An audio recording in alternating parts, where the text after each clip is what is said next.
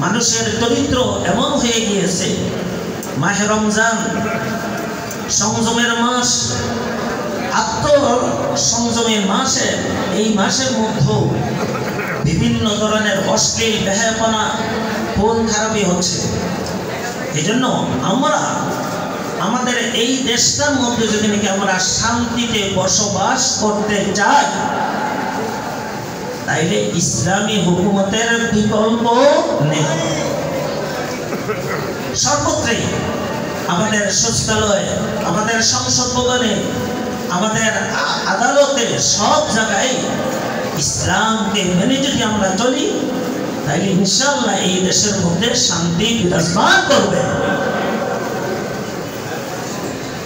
আমাদের বিগত সরকারের সময় ফ্যাসিস্ট হাসিনা এবং ফ্যাসিবাদী যে সরকার, এই সরকারের সময় যা কিছু হয়েছে আমাদের অজানা নেই। আমাদের আন্তর্জাতিক ট্রাইব্যুনাল যদিও নাকি গ্রেফতারি পরোয়ানা জারি করেছে ঠিক, কিন্তু এই গ্রেফতারি পরোয়ানার দ্বারাই শুধু দেশের জনগণ শান্তি পাবে না।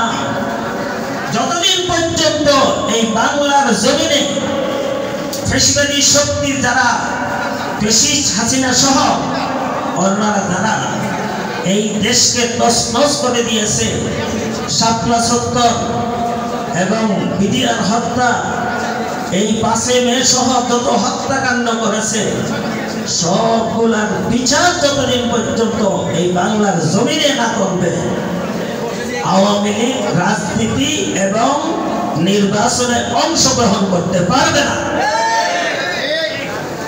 কারণ বিচার না হইলে পর এইভাবে যেভাবে তারা পেশিবাদী শক্তি কায়েম করেছে দেশে, আর বিচার ছাড়া তারা আবার রাজনীতি করবে, আবার এই দেশে তারা নির্বাচন করবে, এটা তো কখনো হইতে পারে না। আগে বিচার হবে, তারপরে নির্বাচনের প্রশ্ন করে।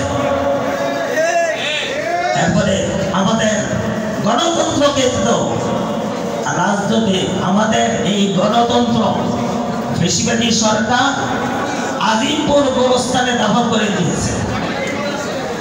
আর সেই গণতন্ত্রকে পুনর্জীবিত করতে হলে অনেক সংস্কারের প্রয়োজন আছে। ওই সংস্কার করা ছাড়া আমরা নির্বাচন চাই না।